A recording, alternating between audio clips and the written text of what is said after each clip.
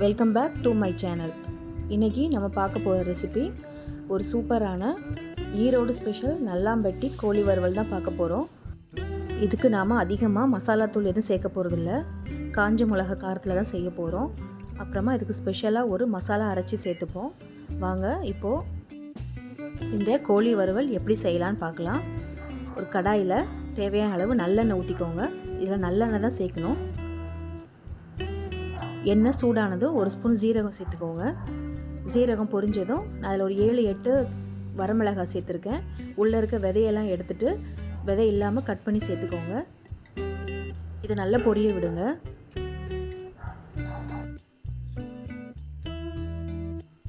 இது கூட கருவேப்பிலை சேர்த்துக்கலாம். இப்போ இந்த ரெண்டையும் ஃப்ரை பண்ணிக்கோங்க. ரெண்டும் நல்லா பொரிஞ்சு வந்ததும் நான் இதில் 1/4 கிலோ அளவுக்கு சின்ன வெங்காயம் கட் பண்ணி எடுத்து வச்சுருக்கேன். இதுக்கு சின்ன வெங்காயம் தான் நல்லாயிருக்கும். சின்ன வெங்காயம் இல்லைன்னா பெரிய வெங்காயம் ஒரு 2 சின்னதாக கட் பண்ணி எடுத்துக்கோங்க. ஆனால் இதுக்கு சின்ன வெங்காயம் தான் நல்ல ஒரு டேஸ்ட்டு கொடுக்கும். இப்போ இதை மூடி போட்டு இது நல்லா ப்ரௌன் ஆகிற அளவுக்கு ஃப்ரை பண்ணிக்கலாம்.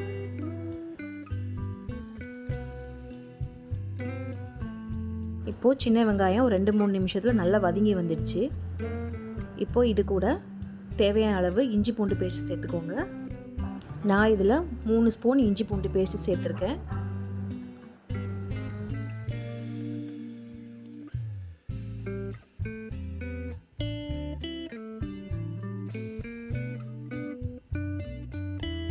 இப்போது இதை நல்லா மிக்ஸ் பண்ணி விட்டுட்டு ஒரு மூடி போட்டு 2-3 நிமிஷம் நல்லா வேக விடுங்க. இஞ்சி பூண்டு பேஸ்ட்டோட பச்சை வாசனை போகணும். இப்போது 2-3 நிமிஷம் நல்லா வதங்கிடுச்சு.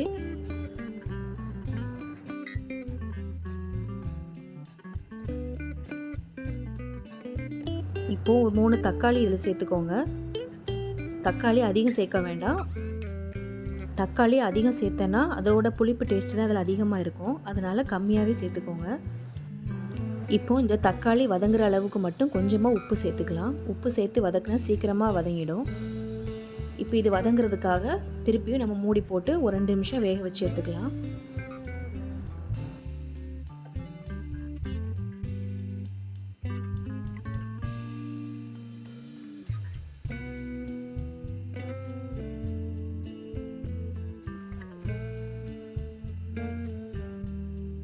இப்போது தக்காளி நல்லா வதங்கி வந்துடுச்சு.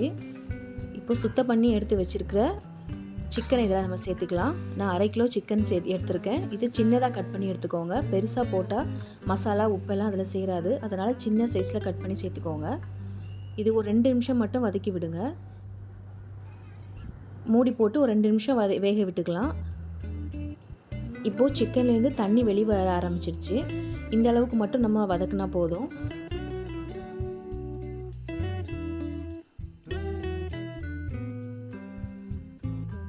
இப்போது இதில் ஒரு ஸ்பூன் மஞ்சள்தூள் சேர்த்துக்கோங்க.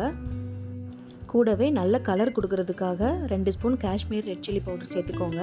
இது இல்லைனாலும் ஒன்றும் பிரச்சனை இல்லை. நீங்கள் வெறும் மிளகாத்தூள் கூட சேர்த்துக்கலாம். 1 ஸ்பூன் மிளகாத்தூள் சேர்த்துக்கோங்க. இப்போது இது கூட தேவையான அளவு உப்பு சேர்த்துக்கலாம்.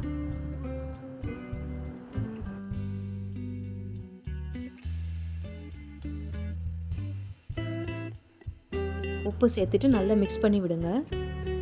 இப்போது இது வேகிற அளவுக்கு மட்டும் தண்ணி ஊற்றிக்கலாம். ஒரு 1/2 கப் மட்டும் நான் இப்போ தண்ணி ஊற்றிருக்கேன். இந்த அளவு தண்ணி போதும்.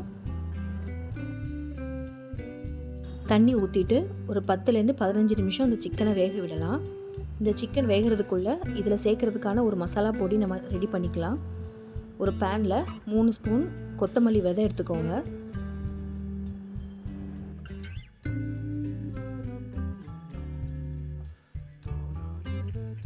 1/2 ஸ்பூன் மிளகு சேர்த்துக்கலாம்.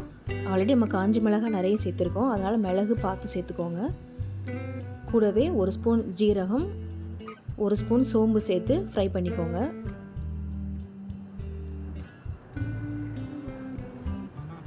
இது கூட 2 துண்டு பட்டை சேர்த்துக்கலாம். 2-3 கிராம்பு சேர்த்துக்கோங்க. கூடவே ஒரு கைப்பிடி அளவு கருவேப்பிலை சேர்த்து நல்லா ஃப்ரை பண்ணிக்கோங்க.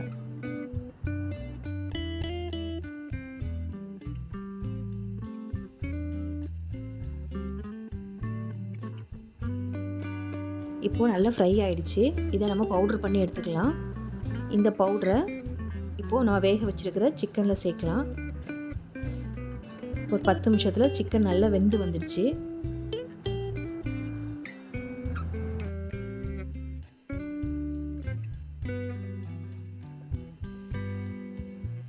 இப்போது அரைச்சி வச்சுருக்க இந்த மசாலா பொடி நம்ம இதில் சேர்த்துக்கலாம். சேர்த்துட்டு நல்லா மிக்ஸ் பண்ணி விட்டுக்கோங்க. மசாலா சேர்த்ததுக்கப்புறமா ரொம்ப நேரம் வேக வைக்க வேண்டிய அவசியம் இல்லை. 1-2 நிமிஷத்தில் அடுப்பை ஆஃப் பண்ணிவிடுங்க. இப்போ நல்லா மிக்ஸ் ஆகிடுச்சு. இப்போது நமக்கு நல்லாம்பட்டி கோழி வறுவல் ரெடி ஆகிடுச்சு. கடைசியாக இதுக்கு ஒரு தாளிப்பு சேர்க்க போகிறோம். இந்த வறுவலுக்கு எக்ஸ்ட்ரா டேஸ்ட் கொடுக்கறதே இந்த தாளிப்பு தான். அதுக்கு ஒரு பேனில் 2 ஸ்பூன் நல்லெண்ணெய் சேர்த்து ஒரு 4-5 பூண்டு தட்டி சேர்த்துக்கோங்க. அப்புறமா தேவையான அளவு கருவேப்பிலை, காஞ்ச மிளகாய் போட்டு ஃப்ரை பண்ணி இது கூட சேர்த்துக்கோங்க. அவ்வளோதாங்க, நம்ம நல்லாம்பட்டி கோழி வறுவல் ரெடி ஆகிடுச்சு. இது கண்டிப்பாக நீங்கள் ட்ரை பண்ணி பாருங்கள். என்னோட இந்த சேனலையும் மறக்காமல் சப்ஸ்கிரைப் பண்ணிக்கோங்க. தேங்க்யூ.